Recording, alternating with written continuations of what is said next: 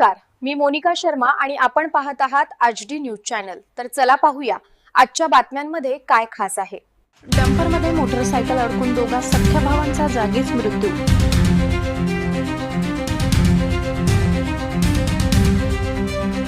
शिरपूर भोरखेडा थाळनेर रस्त्यावर सायंकाळी 5:30च्या सुमारास घडलेल्या भीषण अपघातात डंपरमध्ये मोटरसायकल अडकल्याने दोघा सख्ख्या भावांचा जागीच दुर्दैवी मृत्यू झालाय।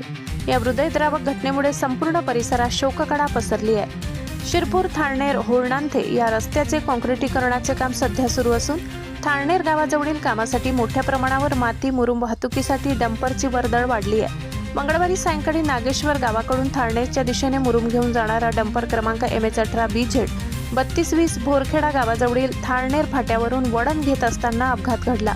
दरम्यान नकुल दीपक चौधरी वय 24, हर्षल दीपक चौधरी वय 22 राहणार हॉटेल साहेबाच्या पाठीमागे मांडोळ शिवार शिरपूर हे दोघे सख्खे भाऊ मोटरसायकल क्रमांक MH18DC 6226 वरून चोपडा येथून शाळेचा दाखला घेऊन शिरपूरकडे येत होते। डंपरच्या बाजूने जात असताना पुढे चाललेल्या डंपरने अचानक वळण घेतल्याने त्यांची मोटरसायकल डंपरच्या मागील चाकात अडकली।